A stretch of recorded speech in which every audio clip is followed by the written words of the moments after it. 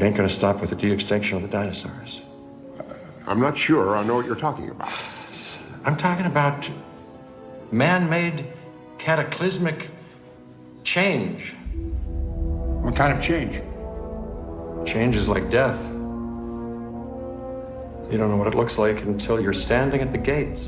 Bienvenidos a Cine Aparte y gracias por darle otra vez clic al enlace. Recordarán que en 2015 llegó a salas la película Mundo Jurásico de Colin Trevorrow, que era la tercera secuela de Parque Jurásico, la película de 1993 de Steven Spielberg, que fue un parteaguas tanto por cómo impactó en la cultura popular como por lo que aportó en la tecnología de efectos especiales. Sin embargo, como las dos secuelas previas habían sido desafortunadas y en general las secuelas de blockbuster son conflictivas, había cierto escepticismo alrededor de esta entrega de 2015. Yo era una de las escépticas, lo confieso. Fui a verla con cierta reticencia y sin embargo me sorprendió muy positivamente. Le dediqué incluso un cine aparte por si gustan verlo completo. De todas maneras, quiero resumir aquí las razones por las que me pareció tan buena película, en tanto es el antecedente inmediato de la película que voy a comentar hoy, que es Mundo Jurásico, El Reino Caído, esta vez dirigida por el español Juan Antonio Bayona.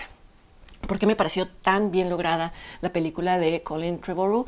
Porque asumía que Parque Jurásico de Spielberg del 93 era ya un objeto de nostalgia, que difícilmente podían recrearse las emociones o la sorpresa que provocó esa película y que la mejor manera de lidiar con todo el asunto era desde la casi sátira. Esta película tenía un gran sentido del humor negro, dirigido principalmente a el hecho de que la cultura estadounidense tiende a convertir absolutamente todo en un espectáculo aséptico y para toda la familia. Y a pesar de ser una película ligera y amena y divertida, era una película muy cáustica, con una crítica muy redonda y muy bien aterrizada a una preocupación vigente en ese entonces y todavía, que es la preocupación de ciertos grupos animalistas alrededor del entrenamiento con fines de lucro de especies que deberían de vivir en su hábitat natural. Los circos es un ejemplo de ello, o lugares como SeaWorld. De hecho, recuerdo que cuando vi Mundo Jurásico en 2015, de inmediato pensé en el documental Blackfish de 2013, un documental en el que se habla de la agresividad que desarrollan las orcas en cautiverio y por lo tanto me sorprendió y no me sorprendió a la vez cuando después me enteré que Colin Trevorrow se había basado en ese documental para filmar muchas escenas de Mundo Jurásico. Todo esto para decir que no es necesario estar de acuerdo o adherirse a este discurso y sin embargo era evidente que la película tenía una mirada muy clara, tenía sus objetivos muy bien definidos y esta simpleza, en el mejor de los sentidos, esta simpleza temática le daba un gran valor. Y esto se pierde, me parece, en El Reino Caído, en la nueva entrega de Mundo Jurásico, esta vez dirigida, ya lo dije, por Juan Antonio Bayona, una película que quiere ser todo a la vez y que comprueba que no siempre más es sinónimo de mejor. Para hablar muy en general de su premisa, basta decir que esta película sugiere que los dinosaurios que quedaron abandonados en la película anterior en la isla Nublar, en Costa Rica, enfrentan una nueva amenaza de extinción natural por segunda vez en su historia, porque ahora parece ser que hay un volcán en esta isla que está a punto de hacer erupción. El gobierno de Estados Unidos se niega a rescatarlos y sin embargo un grupo de protección a los dinosaurios liderado por Claire, que aparecía en la película previa, interpretada por Bryce Dallas Howard, recibe una oferta irresistible, que es la de trasladar a todas estas criaturas a una isla en la que van a vivir seguras y felices para siempre. ¿Quién le hace esta oferta?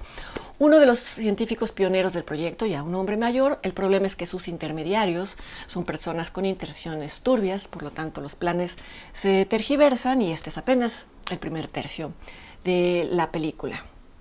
Decía que esta película busca hacer todo a la vez porque en sus 2 horas de duración quiere ser una película sobre desastres naturales, sobre exploración y explotación genética, sobre la conservación de especies en extinción, sobre la especulación económica alrededor de objetos raros, sobre niños con pasados misteriosos y parentelas extrañas, sobre pesadillas góticas, etc. Y no estaría mal que fuera todo esto si la amalgama fuera sólida.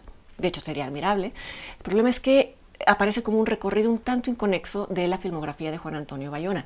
Yo sé que esta película está producida por Spielberg y que raramente se le da un presupuesto de este calibre a un director solo para su lucimiento personal. Sin embargo, Bayona ya tiene un prestigio sustentado en los presupuestos que maneja, valga la redundancia, de temas y en ciertas atmósferas con las que se ha dado a conocer, y por lo tanto eso también había que explotarse.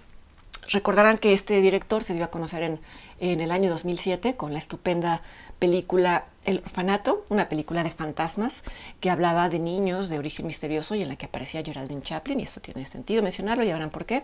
Después, en el año 2014, manejó grandes presupuestos con la película Lo Imposible, en la que recreaba de manera muy impresionante el tsunami de Indonesia, y el año pasado justamente volvió a llamar la atención con la película Un monstruo llama, un monstruo viene a verme, en donde un niño, frente a la inminente muerte de su madre, lidia con esta muerte a través de escenarios fantásticos, de historias fantásticas. Todas estas atmósferas, todos estos géneros se asoman brevemente en El Reino Caído, incluida Geraldine Chaplin, como un guiño que no se desarrolla.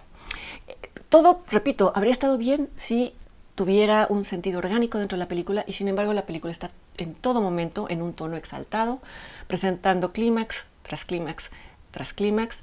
Es abrumadora en un sentido sensible, vamos, la música, la acción no permiten que se desarrolle o que se vislumbre cuál es el dilema de estos personajes, en particular de estos humanos del siglo XXI. En las entregas anteriores nos sentíamos parte tanto del entusiasmo que generaba ver especies extintas otra vez moviéndose sobre la Tierra, como de la responsabilidad o de la culpa que provocaba haber hecho mal uso de esta tecnología. En esta película pareciera que todo es producto del azar o de la decisión de unos cuantos villanos, a pesar de que el guión insiste una y otra vez y de manera forzada en tocar temas relevantes, temas de actualidad, y en insertar debates. Creo que no es necesario insertar debates cuando no se van a desarrollar o a construir. Creo que salen sobrando y estorban y resultan incluso en propuestas contradictorias. Es, por ejemplo, el caso, contradictorias o insuficientes, es, por ejemplo, el caso de los congresistas que aparecen al principio de la película, los que se niegan a rescatar a los animales. Aquí hay una clara crítica, o no tan clara, más bien fugaz, una crítica fugaz al Partido Republicano, a su negación del cambio climático y a la visión creacionista que se está filtrando en la agenda educativa de Estados Unidos vía Mike Pence, y que niega la teoría de la evolución. Y vamos, es grave en tanto se está filtrando a los libros de texto. Esto habría sido muy interesante de desarrollar, pero se agotan dos diálogos que apenas si lo sugieren. A propósito de la crítica al Partido Republicano, se desaprovechan incluso los chistes, son fallidos. En algún momento el militar fascistoide interpretado por Vincent D'Onofrio critica a una de las científicas y la llama Nasty Woman, que fue una de las frases más conocidas de la campaña de Donald Trump en contra de Hillary Clinton, y me pareció curioso que en el cine en el que yo estaba, repleto, nadie se rió en reconocimiento de esa referencia, lo que prueba que era una referencia mal trabajada. Sucede algo parecido con el tema de los animales. Hay un discurso totalmente contradictorio. Por un lado, Juan Antonio Bayona juega sus cartas sentimentales, algo que ya he hecho muchas veces, y nos muestra a la niña protagonista de la película diciendo que los dinosaurios merecen vivir porque como ellas son seres vivos, en un diálogo un poquito azucarado. Esto por un lado. Por el otro lado, el discurso de Jeff Goldblum, que abre y cierra la película, nos describe estas criaturas como incontrolables y como un castigo con el que debemos de lidiar por haber transgredido ciertas reglas. Así que por un lado se presenta un discurso animalista y por el otro lado esto se presenta como una fábula prometeica, haciendo alusión al mito de Prometeo, como lo hace Frankenstein o como lo hace Blade Runner. Esto es confuso y contradictorio y no tiene nada que ver con la claridad temática de la película previa. Pasa lo mismo con el tema de la investigación genética o la posibilidad de fabricar clones o criaturas. Se plantea como algo muy peligroso cuando se trata de crear dinosaurios que lo pueden hacer todo, pero algo no tan peligroso y quizá conveniente en el ámbito de la clonación de humanos. No puedo decir en qué escena se refleja esto, pero la tienen que cachar, porque apenas si se asoma, es a lo que me refiero. Habría sido muy interesante desarrollar esto, en tanto que en el mundo real en el que vivimos, la clonación de humanos es realmente el tema que se debate por todas sus implicaciones éticas. Pero esta es una película de entretenimiento, van a decir algunos, pues sí, pero la película que le dio origen, que fue Parque Jurásico, todos estos dilemas estaban al centro. Y bueno, por último, hay una ironía que todos podemos notar en el hecho de que una película que denuncia la comercialización de los dinosaurios tiene como principal objeto comercializar a los dinosaurios, tanto en la taquilla o como a través de estos muñequitos de plástico que se coleccionan. Es inevitable y no hay que rasgarse las vestiduras por eso, pero hay que observarlo y hay que incluso que reírse de ello. Y yo echo de menos en esta película, le echo en cara a esta versión, sobre todo, incluso más allá, más que los discursos confundidos, su ausencia absoluta de sentido del humor, a diferencia de la película anterior. La película anterior que asumía que somos un público que en muchos sentidos ya perdió la inocencia. Vean ambas películas y compárenlas y ya me dirán qué opinan y yo los espero aquí la semana que entra en otra entrega de Cine Aparte. Hasta entonces.